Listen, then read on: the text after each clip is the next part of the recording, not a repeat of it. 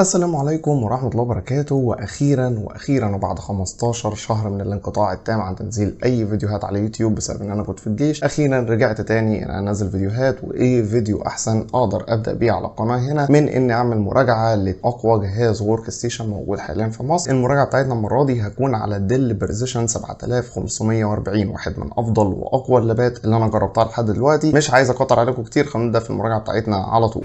هنبدأ أول حاجة بمواصفات الجهاز هنا. أول حاجة المعالج جاي معانا ببروسيسور زيون E2276M، ده معالج من الجيل التاسع من فئة الزيون. المعالج هنا أداؤه جبار، مقارب في الأداء لكور i9 الجيل التاسع، بل والجهاز هنا بينزل منه نسخ كور i9 من الجيل التاسع. أي نعم النسخ دي أنا ما لقيتهاش متوفرة هنا في مصر، بس أعلى نسخة لقيتها متوفرة في مصر من حيث المعالج هي النسخة اللي معايا اللي بتيجي بالزيون E2276M، وده معالج بيجي ب6 أنوية 12 مسار وتردد تيربو 4.7 جيجا هرتز و12 ميجا كاش. بالنسبة لكارت الشاشة فأنا هنا معايا نسختين من الجهاز. الاولى بتيجي بكارت شاشه انفيديا تي 1000 4 جيجا GDDR5، الاداء بتاعه مقارب تقريبا للانفيديا البي 3000 6 جيجا، بس النسخه تي 1000 دي انا هقدر اعتبرها النسخه العاديه، لان معايا بقى النسخه الاعلى منها اللي بتيجي بكارت شاشه انفيديا RTX 3000، كارت شاشه 6 جيجا برامات GDDR6. الكارت هنا هنشوف اداؤه في الاخر، وهنشوف برضو اداء الكارت شاشه الانفيديا تي 1000. هعرض لكم ده وهعرض لكم ده على نفس الالعاب عشان اللي هيشتري يبقى عارف الفرق ما بينهم قد ايه في الالعاب. بالنسبه للهارد والرامات فالجهاز هنا جاي لي بهارد 512 SSD NVMe M.2، وبالنسبه للرامات فالجهاز جاي برامات 32 جيجا DDR4، وهنتكلم عن نقطه قابليه التطوير قدام في الفيديو. بالنسبه للشاشه بتاعت الجهاز فالجهاز هنا بيجي بشاشه 15.6 بدقه فول HD. الشاشه هنا مش هعتبرها ان هي شاشه جباره، هي شاشه عاديه بتيجي في معظم اللابات الورك ستيشن. شاشه بتيجي ببانل IPS، الالوان بتاعتها كويسه لو انت هتمنتج عليها ولا هتشتغل في الجرافيك ولا كده. الشاشه كويسه ولكنها مش هقول عليها ان هي جباره، بس في نسخه بتنزل من الشاشه دي لو قدرت تلاقيها هتكون احسن، وهي اللي بتيجي بنسخه ال4K طبعا هتكون افضل في التفاصيل وافضل في الالوان، وهتبقى اعلى كمان في الاضاءه بتاعتها. فانا بفضل طبعا نسخه ال4K مع انها قليله جدا في مصر وسعرها اغلى شويه، بس بفضلها الصراحه في الجهاز هنا.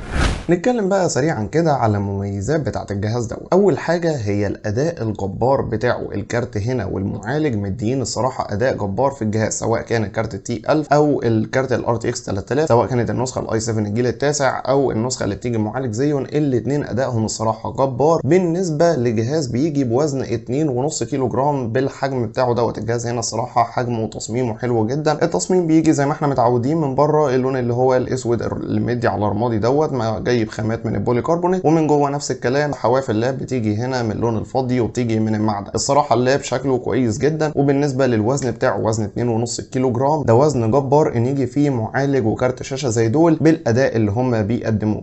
تاني ميزه في اللاب هنا هي البطاريه بتاعته. البطاريه هنا في منها نسختين، النسخه اللي هي 97 واط اور ودي اللي معايا، وهتقعد معاك متوسط ال4 ساعات ونص لحد 5 ساعات استخدام. والنسخه الثانيه اصغر شويه 67 واط اور، هتديك تقريبا اداء حوالي 3 ساعات تقريبا. واحد هيقول لي طب ايه المميز في البطاريه؟ ما دي نفس البطاريه اللي نزلت في لابات الجيل السابع والجيل الثامن وحتى الجيل السادس. المميز في البطاريه المره دي، المميز هنا ان لما جيت اجرب الجهاز اي جهاز تاني انا قلت قبل كده انك مجرد ما هتفصل الشاحن اداء الكارت الشاشه الخارجي شبه هيموت، وهتلاقي ان الفريمات بتنزل في الالعاب مثلا من 60 فريم هتنزل لحوالي ال 20 او ال 15 فريم. على العكس بقى اللي بيميز الجهاز هنا ان لما جيت اشيل الشاحن واشتغل على الجهاز في الالعاب بالعاب عاليه جدا، انا كنت مشغل مثلا جاد اوف وور على الترا سيتنجز، اشتغلت عليها من غير الشاحن لقيت ان الاداء هو بالظبط نفس الفريمات هي ما اتغيرتش. مثلا احنا دلوقتي في مصر النور بيقطع كتير جدا وانت عايز تكمل لعبه او منتجه او ريندر على الجهاز، مش هتقلق من نقطه ان انت بمجرد ما النور قطع وما بقاش فيه شاحن ان الجهاز كده اداؤه هيضعف. لا، الاداء هيفضل زي ما هو. اي نعم البطاريه هتقل بسرعه جدا، مش هتكمل معاك الساعه او ساعه ونص، ولكن على الاقل الاداء مش هيقل معاك لما تشيل الشاحن. ثالث ميزه بعد كده معانا في الجهاز وهي قابليه التطوير. اللاب هنا انت تقدر تحط له لحد 3 هاردات SSD M.2، ولو معاك النسخه الصغيره من البطاريه هتقدر كمان تضيف هارد رابع HDD، ودي الصراحه حاجه جباره انها تيجي في لاب 15.6 انش، لان الاجيال اللي فاتت كانت الميزه دي بتتوفر في لابات ال 17 بوصه بس، ما كناش بنشوف ابدا حته انك تقدر توصل لحد 4 هاردات في لاب 15.6 انش. فمن نقطه الهاردات الصراحه جامده جدا. بالنسبه للرامات اللاب تقدر توصله لحد 128 جيجا، وما انصحش اي حد انه يطلع فوق ال 32 جيجا سواء في اللاب ده او اي لاب تاني غيره، الا لو كان استخدامك محتاج. غير كده ما تطلعش ابدا فوق ال 32 جيجا. بعد بقى ما ذكرنا مميزات خلونا ندخل على العيوب بتاعه الجهاز. والصراحه اللاب هنا في عيب واحد اساسي هو اللي انا ركزت عليه، وهي المداخل والمخارج بتاعته. المداخل هنا بتاعه الجهاز كويسه من ناحيه ان انت بيجي لك HDMI وميني ديسبلاي بورد، بيجي لك 2 ثاندربولت تايب سي، بيجي لك 2 USB 3. بس هنا بتكمن المشكله، وهي ان الصراحه نقطه ان انت تحط لي 2 USB 3 بس في الوقت اللي فيه معظم المستخدمين زي مثلا بحب ان انا اوصل ماوس خارجي وكيبورد خارجي، فانا كده استهلكت ال2 USB اللي انت اوريدي حاططهم لي في الجهاز. طب انا محتاج مدخل او مدخلين زياده لو حبيت احط فلاشه او هارد او اوصل اي حاجه بعد كده، انا محتاج مداخل زياده. طبعا النقطه دي انت تقدر تحلها عادي بانك تجيب USB هاب بيبدا مثلا من 150 جنيه بيوصل لحد 700 جنيه على حسب المداخل اللي فيه وكده، ولكن لا تزال دوت برضه عيب ان اللاب هنا كان المفروض يزودوا في المداخل بتاعته. اي نعم نقطه المداخل دي هم ادوا مقابلها حاجه ثانيه، وهي ان زودوا فتحات التهويه في اللاب. بدل ما كانت دايما فتحات التهويه من ورا بس، لا دلوقتي فتحات التهويه بقت من ورا ومن الجناب كمان، بقى عندنا 4 فتحات تهويه يخرج منها الهواء السخن، ودي الصراحه حاجه حلوه، ولكن هم قللوا قصادها من المداخل بتاعه الجهاز. بعد بقى ما ذكرنا المميزات والعيوب بتوع الجهاز، خلونا بقى نشوف الاداء بتاعه في الالعاب عشان نتكلم بعد كده على سعر كل نسخه فيهم وارشحهم لك بنسبه كام في المية. So what a stage for the players to take to here ahead of such an important game. Things have got underway here pretty promptly.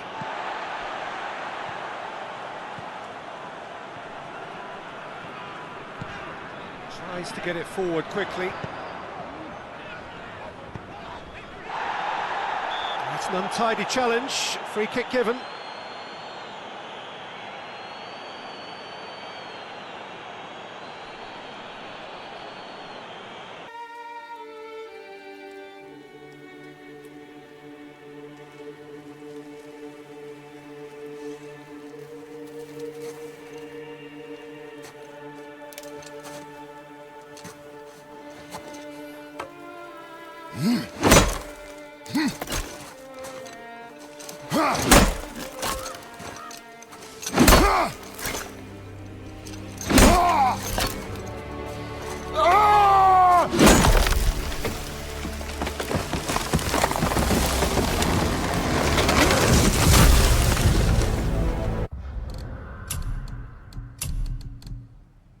One of the most recognisable arenas for the beautiful game in the world, and boy does it add to the occasion. If you're just joining us, we are already underway. Anderlecht disappointing in the end there, they lack urgency.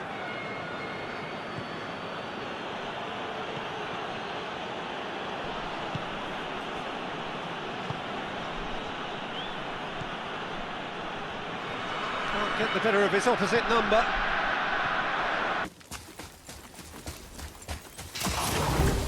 Prepare yourself.